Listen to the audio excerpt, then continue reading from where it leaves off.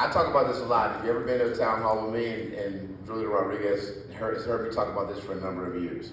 I'm one of the only metro areas here in Denver that has a state prison, Smith Road in Havana. Mm-hmm. We pay nearly $50,000 a year for one person to be in prison. That's more than we get paid. That's more than teachers get paid.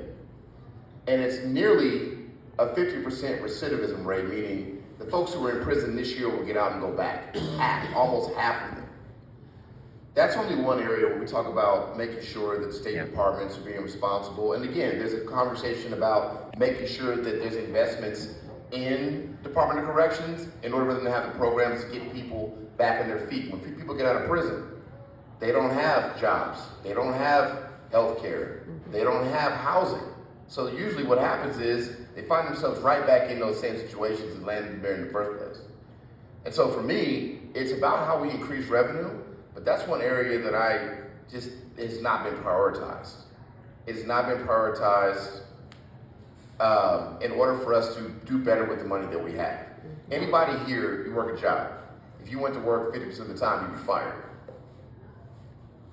And that's the issue, I think, in one way when it comes to our state departments. We have to do a better job of managing the money that we have. Our Joint Budget Committee members sit down with all the state departments, and I won't say grill them, trying to figure out if they're being efficient, if they're doing right with the resources that we have. And that's one point of contention that I think that we can do a better job with the money that we have. And if y'all want to talk about revenue. Yeah. And that's, I mean, we've taken stabs at Tabor. It's a complicated issue, and most people don't understand it. In Denver, I think most people understand it, but it's more complicated when you get outside. In order for us to address or fix Tabor, it requires a constitutional ballot measure. And unless citizens go out and get the votes to put it on the ballot, in the legislature, anything that you need to do that changes the Constitution, you need 2/3 vote in both chambers. And that would require, we don't have 2/3 in the House and we don't have 2/3 in the Senate. So therefore, we couldn't even put it on the ballot to ask. Because otherwise Republicans would have to come up and vote for it for us to ask that question. And then you need 55% or higher to get that change done. We look for other things, and the insurance and the Medicaid coverage is just going to get worse. I worked 10, 15 years in insurance. Insurance is the law of large numbers. The whole Affordable Care Act, Obamacare, however you want to call it, was to get more people to buy insurance, which lowers the cost for everybody. And then Trump came in his last one, got rid of the mandate to get more people to buy it, which exacerbated it. Then COVID hit, then we gave the subsidies, which in HR 1 just did it. And you're going to see people stop buying those subsidies, healthcare insurance, which in turn are going to increase the cost, because if we don't have the pool of people buying healthcare coverage, and the ones who don't need it as much are not going to buy the insurance. So therefore, it's going to be the ones that are higher risk and spend more, which is going to increase the cost. It's a very cyclical problem, and it's hard to unravel as a state. There needs to be real hard federal conversations about it, and it goes to the speaking. You know, I think Tabor's set up by population and inflation growth, and that's fine. Buying groceries or washing machine has inflation, but not to the rate that Medicaid and the other costs are raising. And that's what puts us in the structural problem, that it's going up faster than we can keep up with. And I ran 8 years ago when we were moving Tabor and trying to figure this out. And it's a hard conversation, because when you ask voters, they're going to say, "Don't raise my taxes."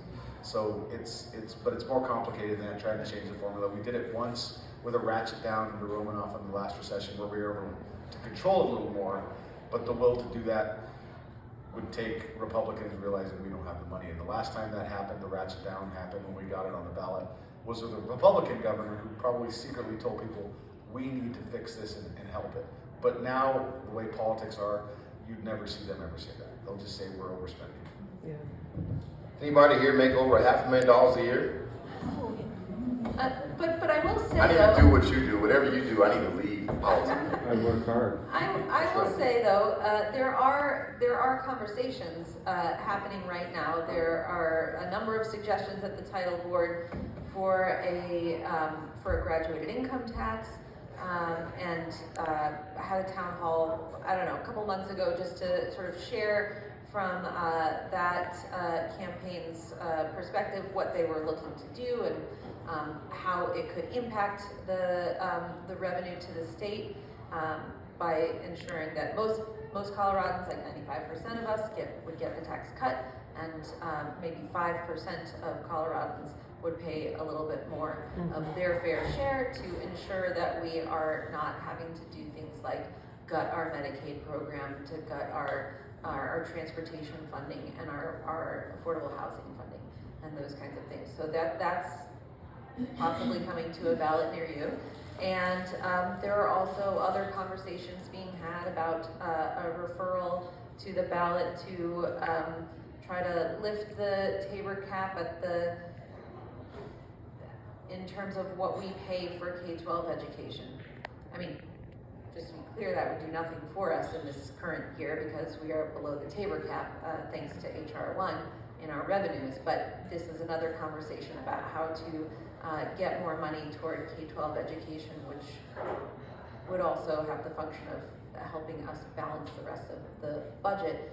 And so we're doing those kinds of things. We're also doing other smaller bills during the legislative session. I am the House sponsor of a Senate bill related to revenue reclassification because there are certain dollars that should fall out of the Tabor district, but they are currently counted in them. So things like airline fuel tax and things like that. So trying to find millions here and there where we can.